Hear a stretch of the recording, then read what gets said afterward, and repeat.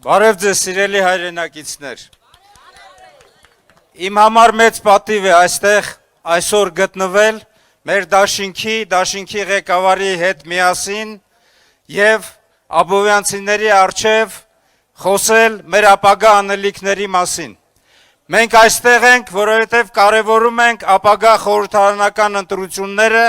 և մենք այստեղ ենք, որովհետև մենք կարծում ենք, որ մենք միասին և համոզված ենք, որ միասին կարող ենք կանգնեցնել Հայաստանի Հանրապետության այն գահավիժումը, որ կատարվում է այսօրվա իշխանությունների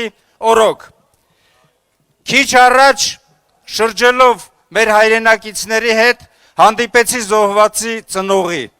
Ասում է, որ մենք նախկինում զոդում դռները, մեր տների դռները բաց էինք դուրս գալիս և վստահ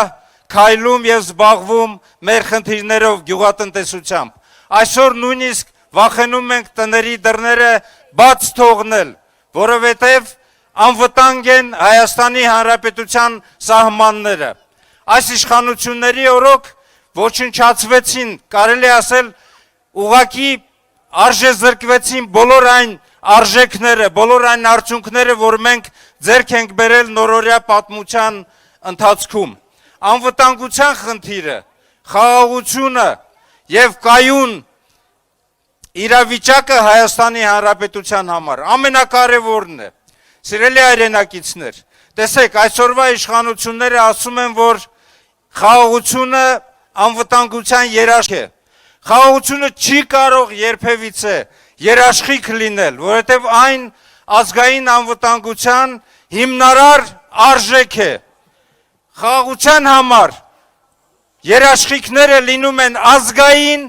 և միջազգային։ Ազգայինը դա մեր ներքին ամրությունն է։ Մեր ներքին ամրության համար անվտանգության հաշվարկման բանաձև գոյություն ունի։ Տարածք, բնակչություն, տնտեսություն,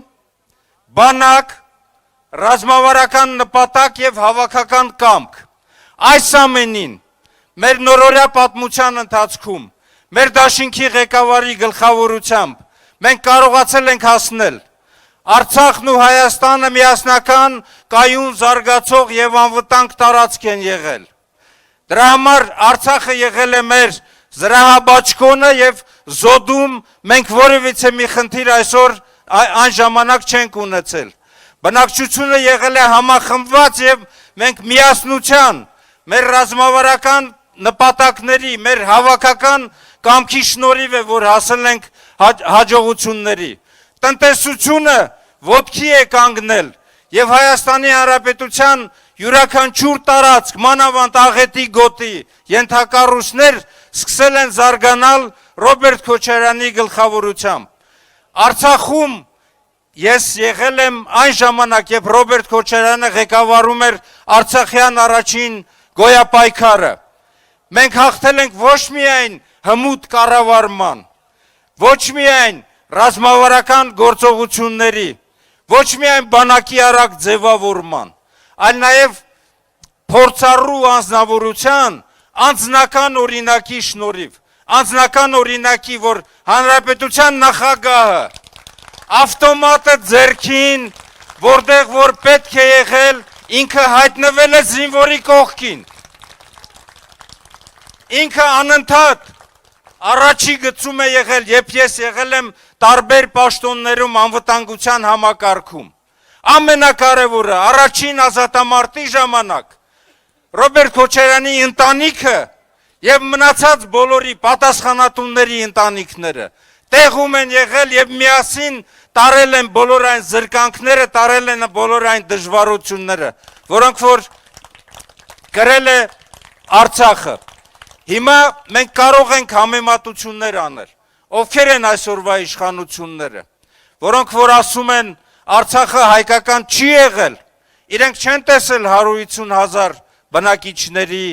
եկեղեցիներ, կառուցվող դպրոցներ, մանկապարտեզներ, հիվանդանոցներ, ճանապարհներ, ենթակառույցներ։ Իհարկե ստում են։ Մեր բոլորից խնդիրն է, որ այս ստախոսներին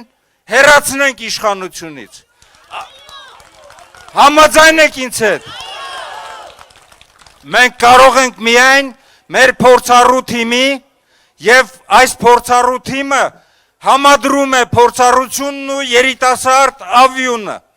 Միայն այստեղ կանգնած մարդկանց դուք կարող եք տեսնել ինչպիսի փորձառություն, անցած ճանապարհ եւ այս վերջի տարիներին ինչ պայքար են մղել ազգային ժողովում եւ ազգային ժողովից դուրս։ Ուրեմն մենք միասին, ձեր հետ միասին կարող ենք հասնել հաջողությունների։ Իմ խնդրանքը մեկն է, որպես մարզի բնակիչ, հաշվեք, որ դուք բոլորս այստեղ հրամանատարներ եք, այսինքն յուրաքանչյուրը պետք է գնա աշխատի իր շենքում, իր բակում, իր տանը, իր բարեկամների, իր հարևանների հետ, որպեսզի մենք միասին կարողանանք կանգնեցնենք այդ գահավիժումը, որ կա այսօր Հայաստանի Հանրապետությունում։ Ուրեմն, հարգելի հայրենակիցներ,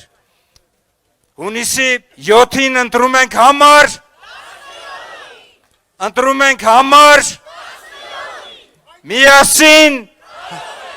միասին կարող ենք։ Շնորհակալություն։